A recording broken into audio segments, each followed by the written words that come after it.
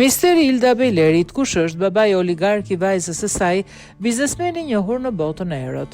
Moderatorja e njohur Ilda Bejleri, e cila para 3 vitesh u bë nën për herë të parë, kishte arritur ta mbante larg vëmendjes publiku dhe mediave jetën e saj personale. Lajmi për lindjen e vajzës së saj Siena befasoi ndjekësit, pasi asnjë detaj nuk ishte bërë publik rreth shtatzanisë apo partnerit të saj.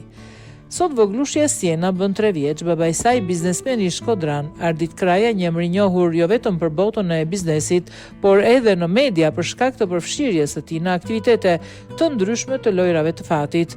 Ardit Kraja është arrestuar rreth një vit më parë nga autoritetet e Kosovës pasi dyshohej për organizimin e lojrave të fatit paligjshme. Kraja akuzohet për veprën penale, organizim i skemave piramidale dhe bixhozit të paligjshëm. Ai njihej si një nga figurat më të fuqishme të industrisë së basteve sportive në Shqipëri përmes kompanisë së tij Flyer Playback, në kohën kur ky aktivitet ishte ende i ligjshëm.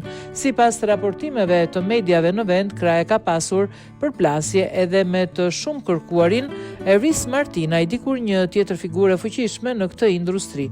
Pas zhdukjes së Martinajt, Ardit Kraja përmendet si një nga emrat më të fortë në kontrollin e lojrave të fatit në formë të paligjshme, duke cilësuar nga disa burime si mbreti i këtij aktiviteti në tregun ilegal. Pavarësisht lidhjeve të diskutueshme të partnerit të saj vet, Ilda Bejleri ka preferuar gjithmonë të ruaj privatësinë dhe të fokusohet në karrierën e saj televizive.